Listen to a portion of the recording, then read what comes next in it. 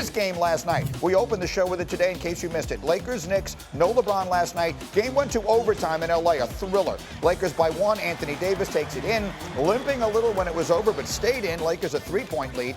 $1:15 to go. Knicks down by 2. This is Julius Randle knocking down a 3. He had 31. Spike Lee loved it. Knicks had the lead, but that was their last lead. 25 seconds left. Lakers down by 1. Here's the big shot. Halen, Horton, Tucker. LeBron loves it. Lakers a 2-point lead. Last chance of the night for the Knicks winds up in the hands of R.J. Barrett, who had a terrible night. He was 0 of 7 from 3. This one at the buzzer, not even close. Anthony Davis had 20. LeBron and AD and company love it. The Lakers get a win, 101-99, as we take a look at where that leaves everybody in the Western Conference. Remember, the play-in starts at number 7, and you see where everybody is sitting with just a few days left in the season, so things get very exciting here in Legler. Let me bring you back in and start the question with this. We got Anthony Davis limping. We got LeBron James, taking another day working his way back. What is the priority for the Lakers right now as far as getting out of the play-in tournament relative to resting those guys? Well, I think for me, it's try to get into the 6, because when you start to roll the dice and you think, well, hey, look, we've got the most talent, we've got 2 stars, we're going to be okay even in a one-and-done type format. That's a scary situation and a proposition for the Lakers when you've had 2 guys miss this much time late in the season, because you're talking about getting into potentially a one-off against a team like Golden State. If it happens that way, that is red hot, that has a guy right now that puts so much pressure on you defensively in what Steph Curry does, that in one game, one night, do you really want to bet against that guy in that kind of rhythm when you've got 2 stars coming back and trying to find their own rhythm and find their own legs and find their own efficiency? That's a scary situation. And if you lose that game, okay, you say, well, we've got another shot here to play maybe one of those 9-10 teams and still be able to salvage this and get in.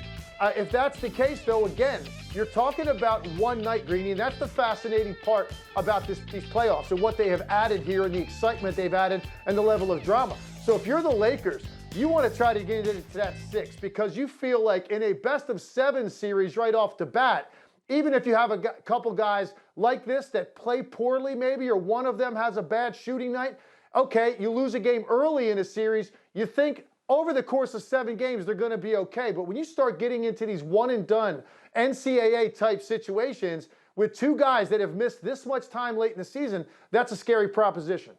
I'm with you. It's the antithesis of what the NBA postseason usually is, and that's one of the things I personally like the most about it. That said, if AD and LeBron are healthy, and that is an enormous if right now, but if they are, then what are the Lakers in the Western Conference when the playoffs begin?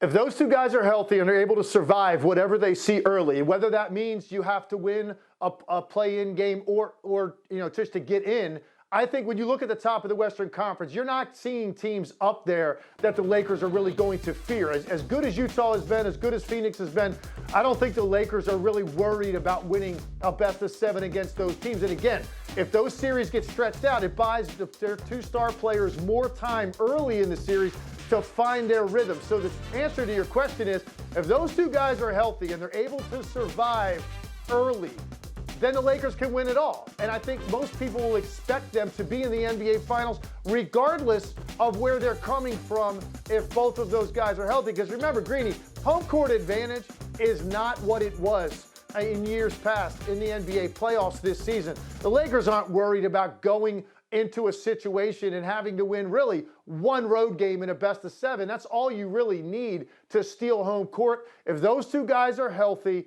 they survive early, the Lakers can get back to the finals. Thank you for watching ESPN on YouTube. For live streaming sports and premium content, subscribe to ESPN+.